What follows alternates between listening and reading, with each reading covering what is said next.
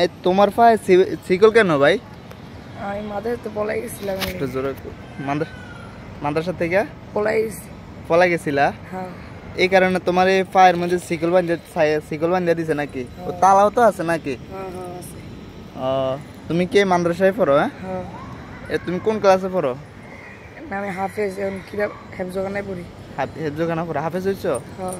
তারপর তুমি পলাই গেছো? কয়বার পলাইছো? 3বার। 3বার পলাই গেছো? তোমার ধরছে কে? ধরে আনছে কে?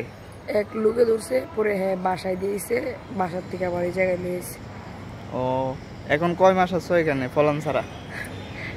এখন কয়েকদিন আগে আইছি, আবার কতদিন পরে আবার অন্য দেশে ভর্তি হম। ও কতদিন হয়েছে? তোমার শিকলটা দেখি তো। এখন তোমার শিকল খুলে দিছে কে? না এমনি এমনি থাকি। আহারে এত কষ্ট, তোমার পায়ের মধ্যে তালা মারা দিছে। তোমার কি ওখানে কি তালা থাকে নাকি? ওখানে তালা থাকে?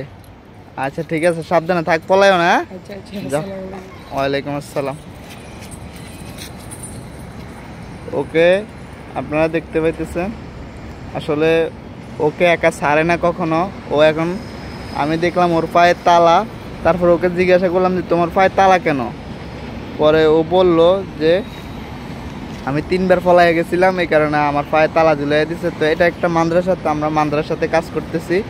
তো কাজ করতে এসে দেখলাম ওর পায়ে তালা শিকল, এই কারণে ওকে জিজ্ঞাসা করলাম। তো বিস্তারিত জিজ্ঞাসা করে দেখলাম ওই 3বার ফালানোর কারণে ওকে তালা মারে রাখতেছে।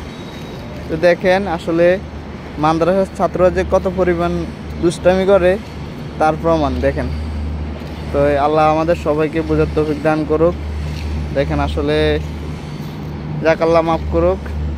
এখন শিকল বাঁধিয়ে রাখতে হয়, কারণ ওই 3বার ফালাইছে, এই কারণে। আল্লাহ হাফেজ, সবাই ভালো থাকবেন।